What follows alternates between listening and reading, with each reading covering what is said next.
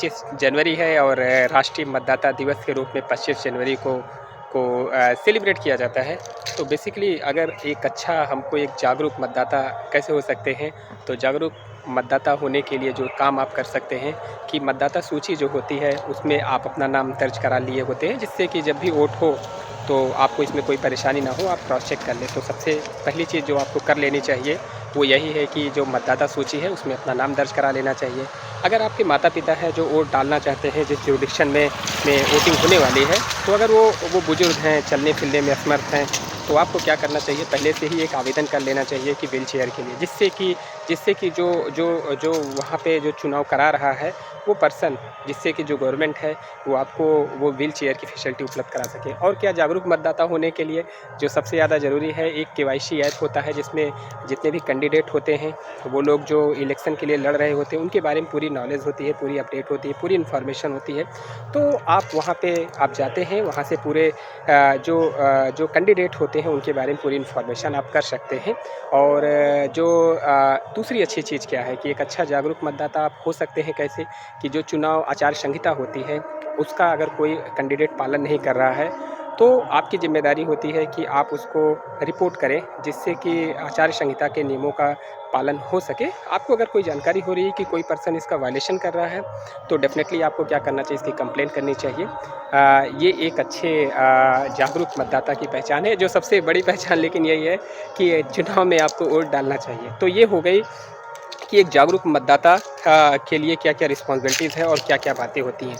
तो 25 जनवरी को हम लोग राष्ट्रीय मतदाता दिवस के रूप में सेलिब्रेट करते हैं। आज भी 25 जनवरी है, तो कुछ हम लोग जो मतदाता के लिए कुछ शपथ होती है, जो अच्छा समझने वाली बात ये है कि जो डीएम होता है, वो जिला निर्वाचन अधिकारी होता है। किसी भी ज़िले का जो डिस्ट्रिक्ट मजिस्ट्रेट, कलेक्टर, जिलाधिकारी होता है, वो जिला निर्वाचन अधिकारी भी होता है।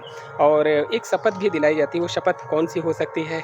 मतदाता शपथ जिसे कहा जाता है, वो होती है कि हम भारत के नागरिक लोकतंत्र में अपनी पूर्ण आस्था रखते हुए यह शपथ लेते हैं कि हम अपने देश की लोकतांत्रिक परंपराओं की मर्यादा को बनाए रखेंगे तथा स्वतंत्र, निष्पक्ष एवं शांतिपूर्ण निर्वाचन की गरिमा को अक्षुण्ण करते हुए निर्भीक होकर धर्म, वर्ग, जाति, संप्रदाय, समुदाय, भाषा अथवा किसी अन्य किसी भी प्रलोभन से प्रभावित हुए बिना सभी निर्वाचनों में अपने मताधिकार का प्रयोग करेंगे। ऐसा शपथ भी होता है कि अगर आपको शपथ ज़रूर लेनी चाहिए 25 जनवरी के दिन, इस टाइप का कि हम एक सही कैंडिडेट के लिए बिना किसी इन्फ्लुएंस हुए और बिना किसी लालच में सही कैंडिडेट के लिए अपने आप को वोट दें।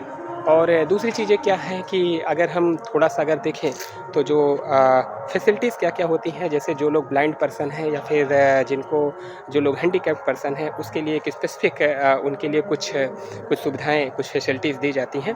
जैसे एग्ज़ाम्पल के लिए अगर कोई पर्सन है, दिव्यांगजन जिसे बोला जाता है, तो पोलिंग बूथ पर जो लोग दिव्यांगजन लोग होते हैं, उनके लिए कुछ स्पेसिफ़िक सुविधाएँ होती हैं। जैसे कौन-कौन सी सुविधाएँ होती हैं?